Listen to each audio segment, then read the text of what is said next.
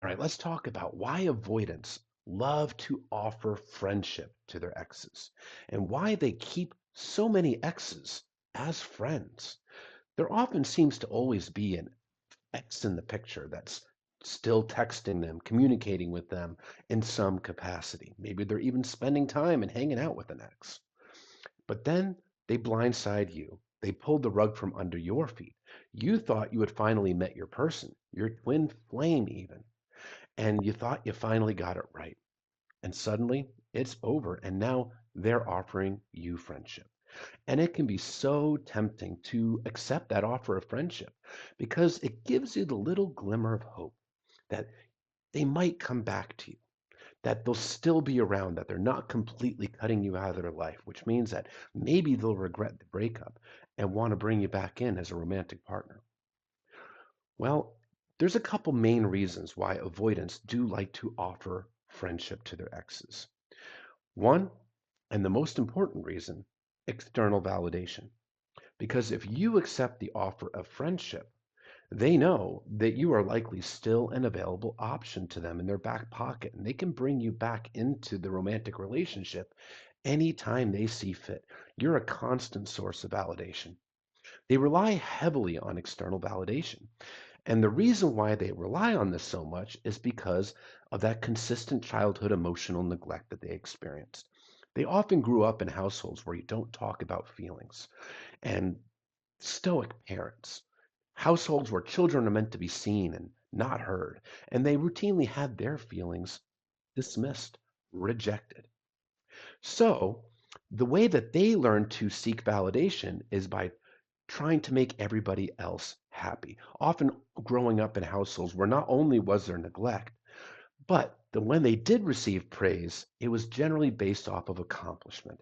So they learned to tie in their self worth into the validation of others. So they need that external validation badly, but they've been triggered, right? They deactivate it. When their fears have been triggered, they shut down and suppress their emotions. Nobody ever showed them how to process emotions. They had to figure that out on their own. So what they learned to do was to avoid and stuff it, but they still need that external validation. So if you remain a friend, you remain a constant source of validation.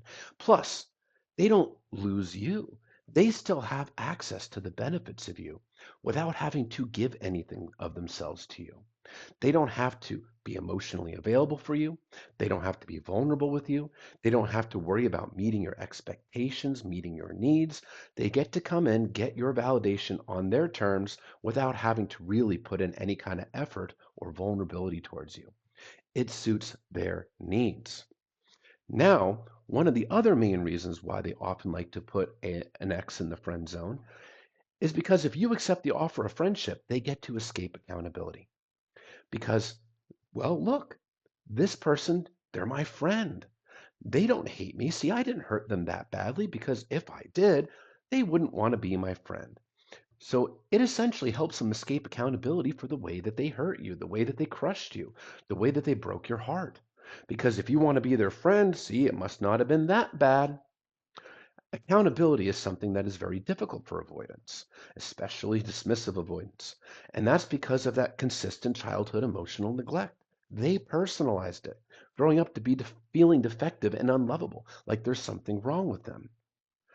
And when a normal person takes accountability, it's saying, hey, I did this wrong. This is how I can do better. That's how we grow as a people. You learn from your mistakes and improve upon them. But for the avoidant, that's painful. They look to blame their behaviors, their feelings, their fears on external things. And that's because when they actually acknowledge wrongdoing or a mistake, they take it as confirmation of their own perceived inner defectiveness. In their mind, it's not, I did this, this is how I can do better. No, it's, I did this wrong because I'm defective, because I'm not lovable, because I'm worthless. It's too painful for them. So they look to project that blame.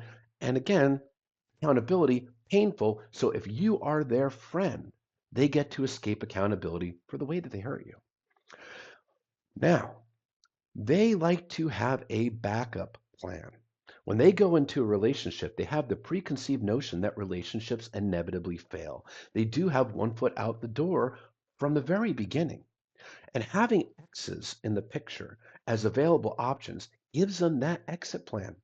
Because when this relationship inevitably fails, as they believe it will, well, they can go get validation from this person or that person. They have these different options validating them, giving them that dopamine, which is the reward chemical, helps them feel good about themselves. It's a distraction, helps them avoid emotions, and that external validation that they really rely on to feel good about themselves. But they have the exit plan in place. So they always have something lined up in case this relationship goes south. Due to that consistent childhood emotional neglect, they do grow up to believe that a relationship is destined to fail because they believe that they are inherently not good enough. Especially if they have a consistent, loving, affectionate partner, well, that really triggers them because they feel that it's inevitable that this person is going to figure out that they're too good for them, that they're better than they deserve. And that's really why they keep their walls up to protect themselves from being exposed as what they perceive themselves to be, which is defective and unlovable. So it really all ties in together and it all ties into this core wound of shame. And that actually ties into why they want to friend zone you, to mask that inner shame through external validation, to avoid accountability and avoid that wound of shame. Now, when they're offering friendship, they're not actually thinking of you. They're not thinking of the pain that it causes you to be in the friend zone with a person that you thought was your person. They're not considering your perspective on it. They're thinking of themselves. They're thinking of whatever they perceive that they want, need, feel, or fear in the moment. And they're thinking of that validation they want from you. An avoidant, a dismissive avoidant in particular, that is not working on themselves, they lack the ability and the willingness to actually consider the feelings and the needs of another person. They become hyper focused on themselves. It becomes me, all about me. How does this person make me feel? What do I get out of this? And that again ties into that consistent childhood emotional neglect. They learn that the only person they can rely on to meet their needs is themselves. So from a very young age, they become programmed to be self-sufficient, to become self-focused, and yes, self-absorbed. No, they don't go into this with the purpose of hurting you. They're not trying to hurt you. They're just not considering you, and it's because of their own attachment wounds. Yes, they can learn to grow their capacity and to become more empathetic and emotionally available, but they have to want it.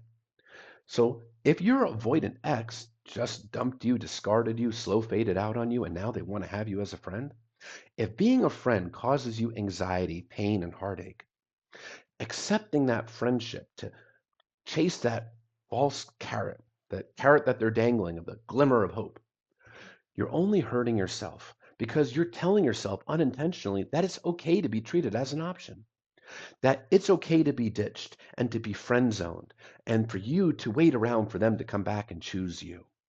It's a very negative message to send yourself. If being in a relationship with them is what you want and being in the friend zone doesn't work, the best thing you can do is to hold boundaries. Boundaries are your limits of what you want, what you don't want, what you need, what you don't need, what you'll tolerate, not tolerate. And when you're holding a boundary, no, it's not a recreational activity. But you are telling yourself that your needs matter, your feelings matter, and no, it's not okay to be treated like an option. And you're telling the avoidant that too, because you are standing up for yourself in a healthy way. And you can simply say, friendship is not something that I feel that works for me.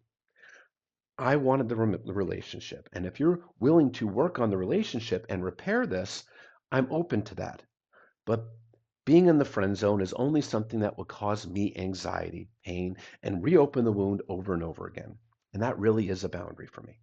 And you can set that out in a kind but firm way. It respects you.